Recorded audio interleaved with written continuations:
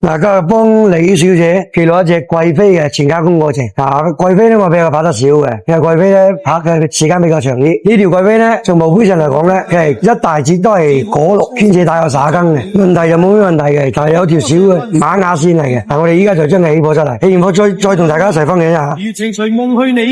我哋依家先將個牽牛講啱嘅先，依家先50嘅牽牛，按照佢嘅要求呢，係要做到52嘅，呢條瑪雅線都幾大下。個底妝幾靚，同埋有種好清爽嗰種感覺，好甜嗰種感覺。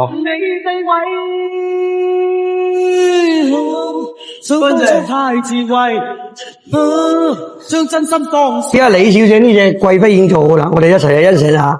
哇！你話靚唔靚咧？梗係我有眼光啦！你自己話靚唔靚啊？你快啲乜嘢添啊？你真係睇請食飯啊，唔係講笑啊！飄花啦，飄得多。嗱，呢隻我做好啦，得唔得？靚唔靚仔啊？幾靚仔啊？超級靚仔啊！呢隻啊，得唔得啊？嗱，你近一睇啊，抵啦！你近一睇就睇到呢條瑪雅線，係要調翻呢邊睇啊！我哋依家老細睇下自然光效果係點啊！哇！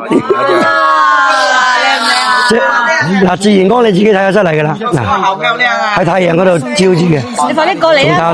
執到隻冰冰透透嘅，執到隻其實滿圈係果綠。嗱，你哋大家有冇睇下呢款果綠色帶有飄花嘅翡翠上啊？如果中意玩咧，同老虎節打花香，我依家知啊，到時過嚟同大家好嘛。